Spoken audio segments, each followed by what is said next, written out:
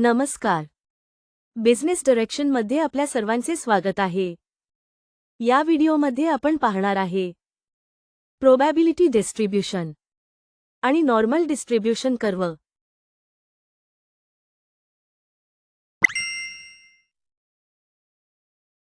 प्रत्येक process statistic control follow करत असेल तर वितरणाचे म्हणजे डिस्ट्रीब्यूशन सारखेच पॅटर्न तयार होतात.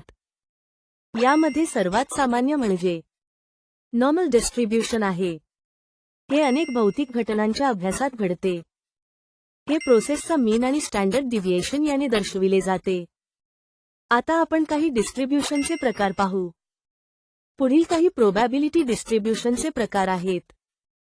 Normal distribution, Poisson distribution, Weibull distribution, hypergeometric distribution, exponential distribution, binomial distribution.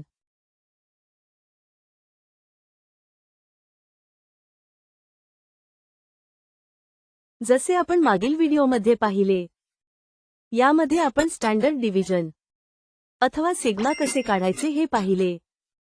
तसेच आपण पाहिले हिस्टोग्राम कसा काढायचा. तर याच हिस्टोग्रामवरून आपणास नॉर्मल डिस्ट्रीब्यूशन कर्व जनरेट होते. प्रोसेस नॉर्मल असेल तर ±1 सिग्मामध्ये जवळपास 68.23% रीडिंग असतात. म्हणजे आपण असे म्हणू शकतो, जर आपणाकडे 100 रीडिंग असतील तर 68 रीडिंग हे ±1 सिग्मामध्ये येतात. तसे ±2 सिग्मामध्ये जवळपास 95-44% रीडिंग असतात. आणि ±3 सिग्मामध्ये जवळपास ±99.73% रीडिंग असतात.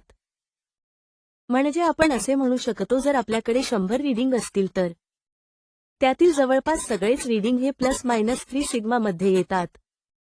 किंवा जर आपणाकडे 1000 रीडिंग असतील तर त्यातील 997 रीडिंग हे ±3 सिग्मामध्ये येतात.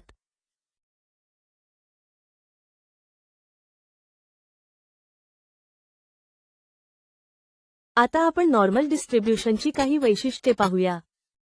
ही कर्व घंटेसारखी असते. दोन्ही बाजूस समान असते, म्हणजे सिमेट्रिक असते. प्रोसेसचा मीन हा कर्वची उच्चतम पातळी पॉइंट दर्शवते. कर्व ही बेसलाईनशी ॲसिम्प्टॉटिक म्हणजे ती बेसलाईनला टच करत नाही व बेसलाईनला पॅरलल जाते.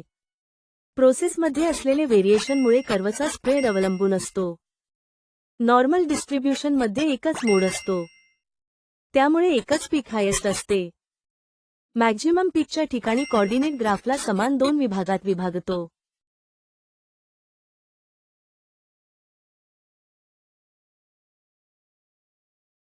तर मित्रहो, आपणास कळाले असेल की नॉर्मल डिस्ट्रीब्यूशन कर्व कशी येते आणि त्याची काय वैशिष्ट्ये आहेत.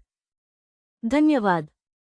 जर आपण यूट्यूब चॅनलवर व्हिडिओ पाहत असाल व आपणास जर आपले नॉलेज वाढवायचे असेल व सर्व फाईल, फॉर्मॅट, चार्ट, टेबल व व्हिडिओ यांची माहिती घ्यायची असेल तर डिस्क्रिप्शनमध्ये दिलेल्या लिंकवर क्लिक करा किंवा गुगल प्ले स्टोअरवर जाऊन बिझनेस डायरेक्शन ॲप्लिकेशन डाउनलोड करून घ्या. धन्यवाद.